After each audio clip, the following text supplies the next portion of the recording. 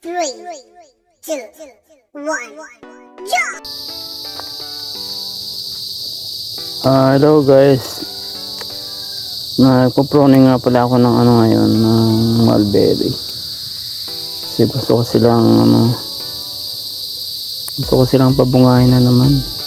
So wala na silang bunga eh. Mga brown lang palang tinatanggalan ko ng dahon guys. Yung mga kulay green hindi ko tinatanggalan kasi hindi naman lalabas yung bunga dyan guys eh.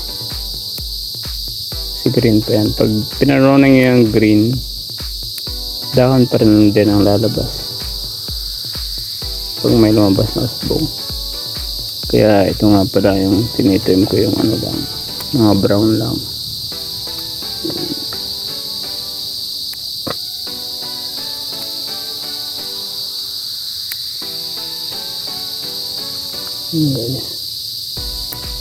Nagamitan ko ng konting kasi mas mabilis ang konting guys eh.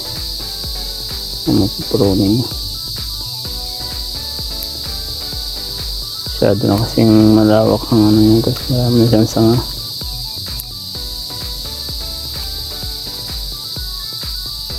Kaya konti na yung ginamit ko para mabilis.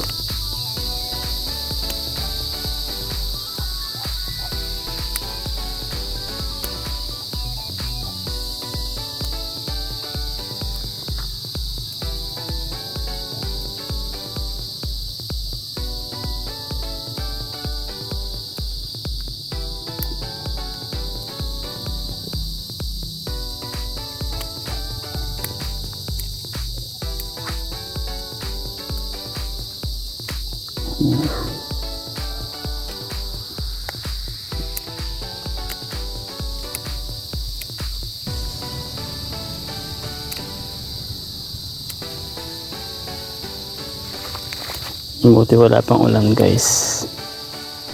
Nakatiyempo tayo sa pagpuproning. Dati kasi umuulan na nagproning ako kasi sa mga panahon. Buti ngayon hindi naman masamang panahon guys. Kaya naman pala natin magproning ngayon habang wala pang ulan.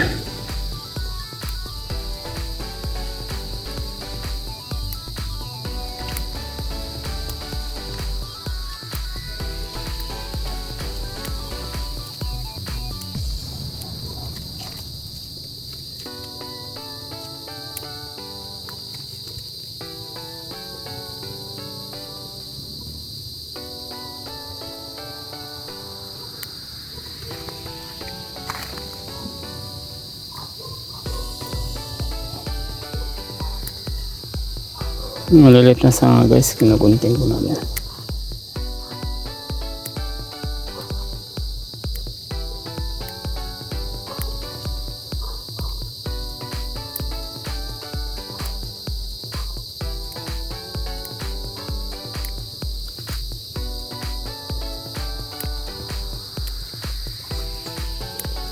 Murado pag namunga to guys, marami. Dati ang daming bunga nito eh.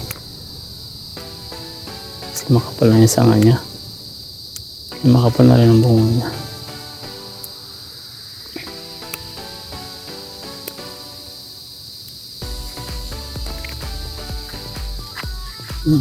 Yun guys, ang dami yan ng sanga. Pag naman ito siguradong sawa na naman ako guys. Marami naman ako ma-harvest nito.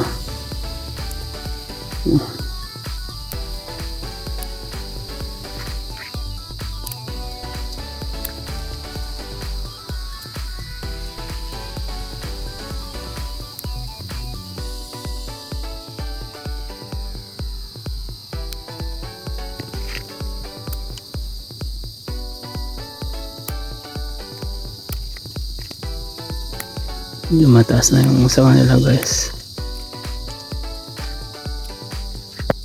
Malaki na talaga sila.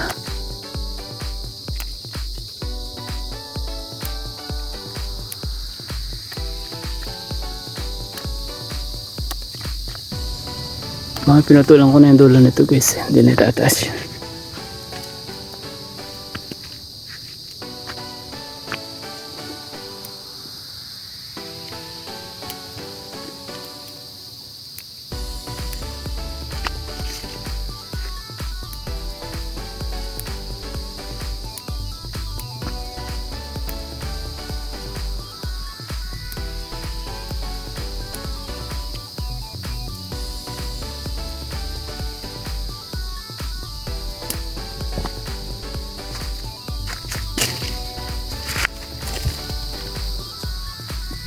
Hanggang dito sa babae guys, ang kapal na.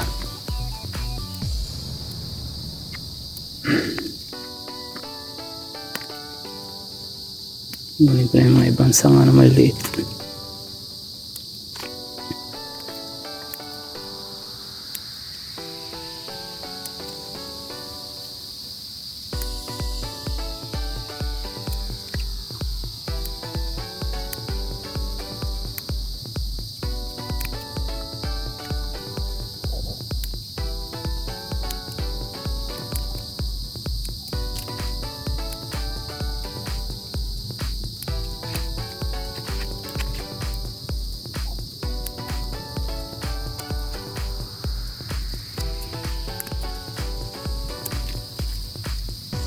Kumapal ng gustong sanga niya guys kasi pinuputulan ko rin kasi yung mga dulo.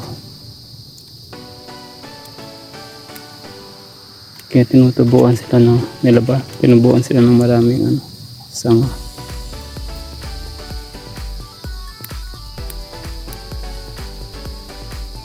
Kaya daming nilabas sa sanga guys.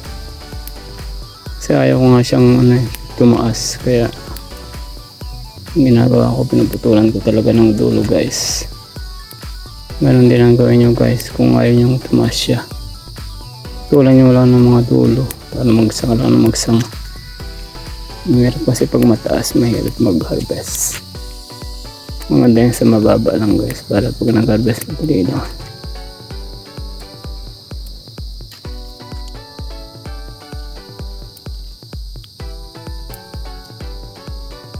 Marip mag-harvest pag mataas eh.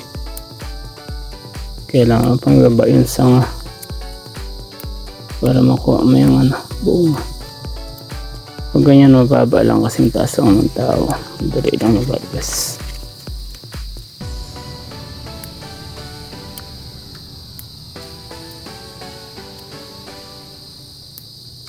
Dati guys, kamay ko lang yung nagamit ko dito eh. Nung maliit pa siya. Tsaka kakunti pa ang sanga. May marami ng sanga, gunting ng ginamit ko. Ito na siya kayang gamitan ng kamay. Matagal guys.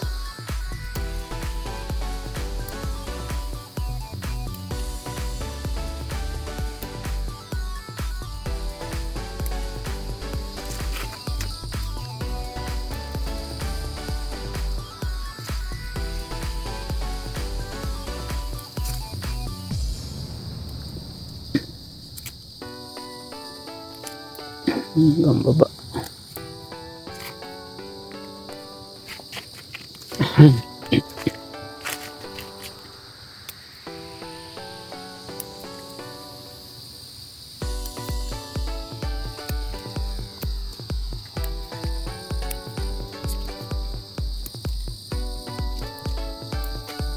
Sanga.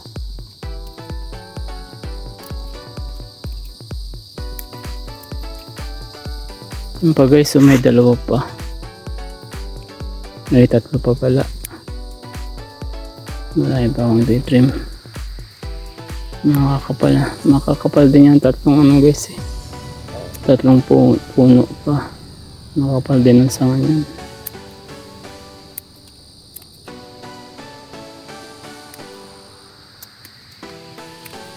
Gusto kasi guys sabay-sabay silang matrim para sabay-sabay rin silang mamunga.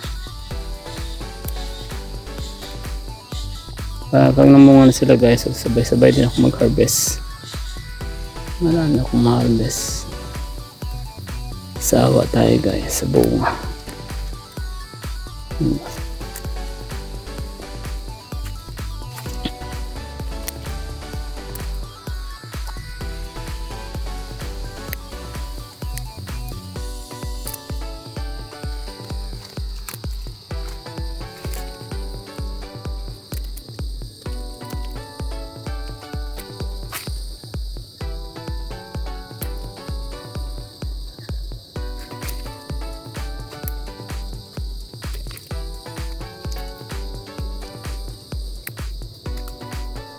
Tapos nalagyan ko ng pataba ito guys.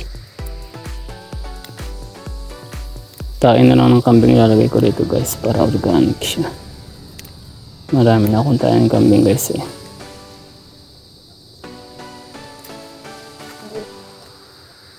Para natural talaga siya.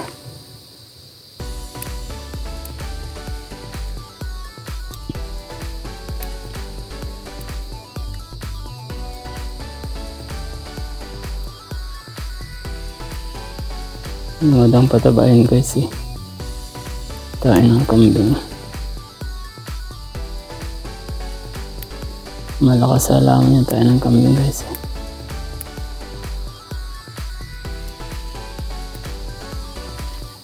Kaya magandang gamitin yung pataba tayo ng kambing, mas tansya.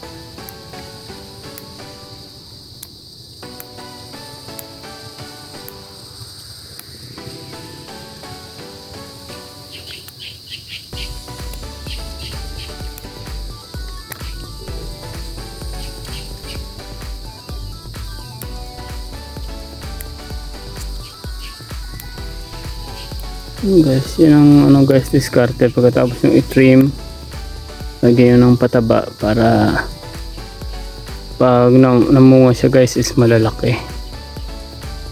Yan lang ang tip ko sa inyo guys, lagyan ng pataba. Huwag yung makalimutan lagyan ng pataba pagkatapos i-trim para siguradong malalaki, ma-harvest yung bunga guys. Yun lang ang tip ko sa inyo.